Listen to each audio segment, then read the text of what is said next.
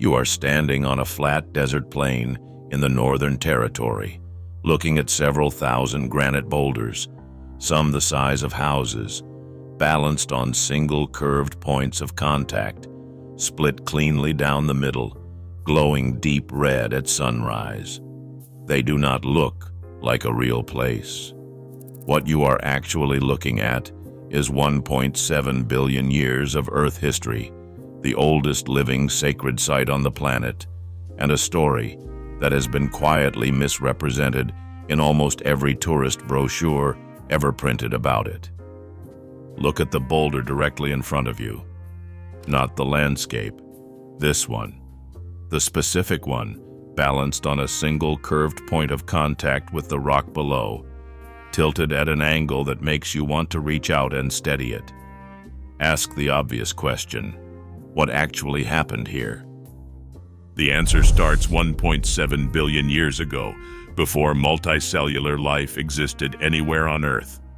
Magma pushed up through deep rock, slowed, and cooled under enormous pressure, not quickly, the way lava hardens on a volcano's surface, but slowly, over millions of years, locked underground. That slow cooling is what produced the dense, hard granite now sitting in front of you. Australia at that point was part of a larger supercontinent whose precise shape geologists are still reconstructing.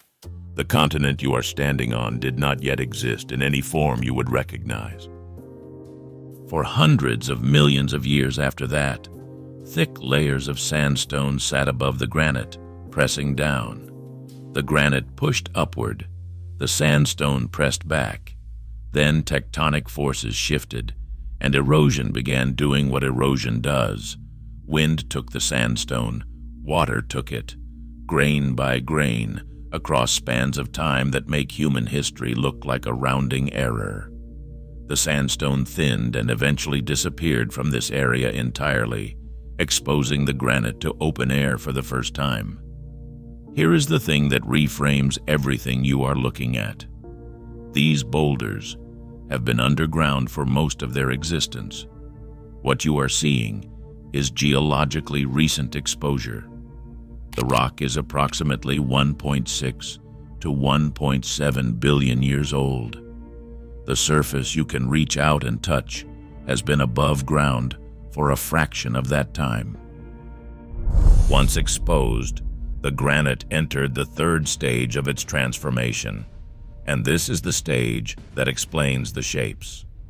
When granite originally cools and contracts, it fractures along natural rectangular lines.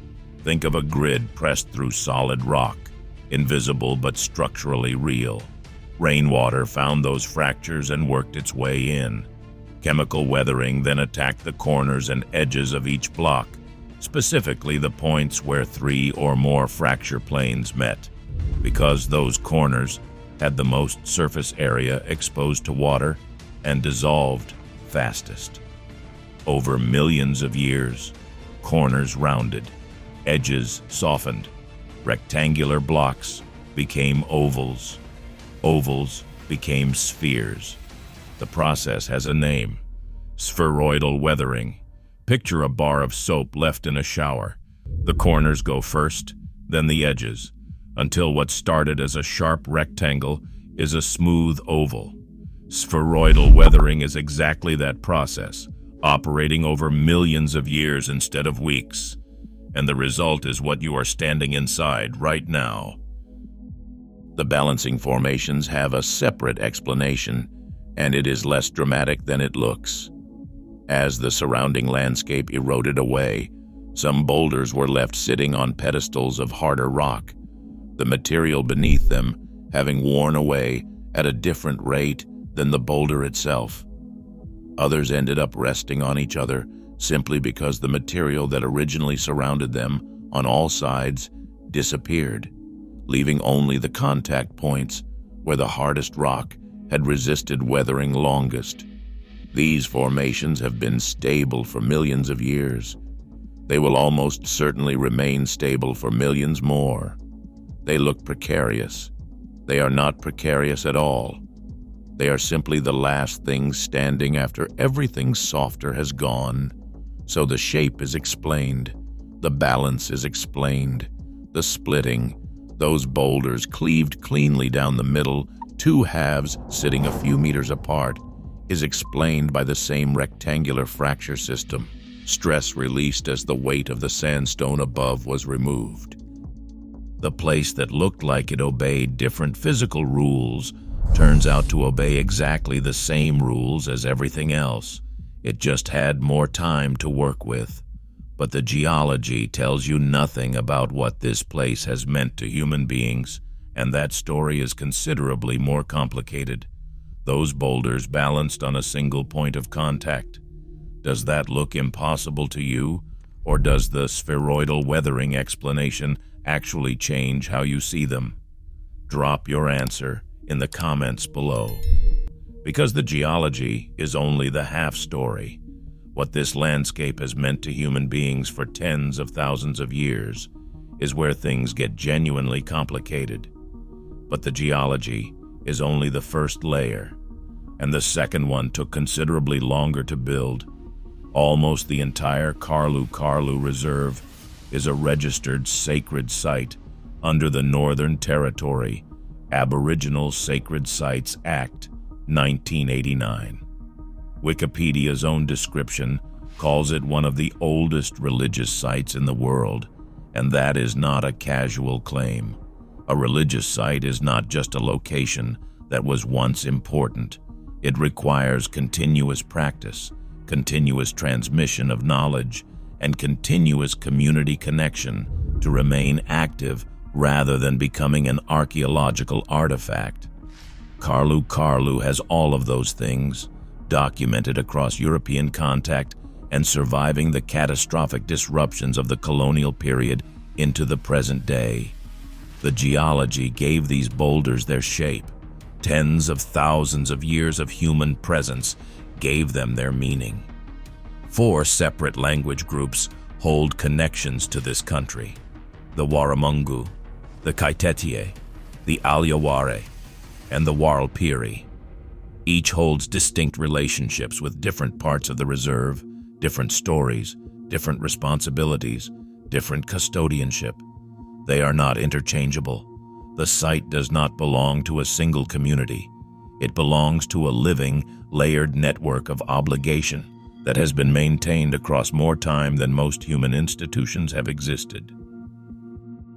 The dreaming story most appropriate to share publicly involves a figure known as the Devil Man, who traveled through this country from a place called Isla Pararantenhe.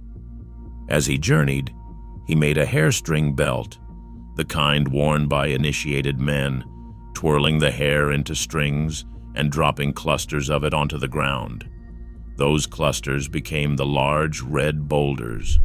On his return journey, he spat on the ground. His spit became the boulders scattered across the central section of the reserve. He returned to Isla Pararantenhe, where tradition holds he remains today. That story is publicly available because the traditional owners chose to share it. Many others are not. The stories accessible to visitors represent a small fraction of the cultural knowledge held about this specific landscape. The rest is restricted, not secret in the sense of being hidden, but belonging to people and ceremonies that have the right to hold it. Then, in 1952, a man arrived with a truck and a crew and removed one of the massive rounded granite boulders to mark the grave of John Flynn, the founder of the Royal Flying Doctor Service in Alice Springs. Flynn was a national hero. The tribute seemed appropriate. What the people who chose that boulder did not know or did not check was that they had taken it from a section of the site that was a sacred place specifically belonging to the women of the area.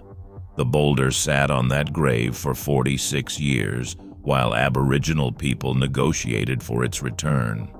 It came back in September 1999. The grave in Alice Springs is now marked with a different boulder, donated by the Arenta people as a gesture of reconciliation, a boulder that held its own sacred significance to them. 47 years. That is the length of the negotiation required to correct a mistake that took one afternoon to make. And then, there is the misconception that has appeared in tourism brochures, travel guides, and casual descriptions of the site for decades, that the boulders are believed by traditional owners to be the eggs of the rainbow serpent. They are not. This claim has been explicitly corrected by the Aboriginal Areas Protection Authority and by the Northern Territory government. It is a misconception that spread through tourism literature and persisted despite being directly contradicted by the communities it claims to represent. The dreaming story connected to this place is the one just described: the Devil Man, the hair-string belt, the journey from Uluru. Not eggs, not a serpent, a story that belongs to specific people in a specific landscape that has been accurately transmitted for longer than most of the world's written traditions have existed. You can stand at Karlu Karlu and see 1.7 billion years of Earth history, the world's oldest continuously active sacred site, and a place whose story has been misrepresented in almost every brochure ever written about it. Now you know all three layers, and that changes what you are actually looking at. Subscribe for more ancient Australian history most people were never taught, and watch the next one.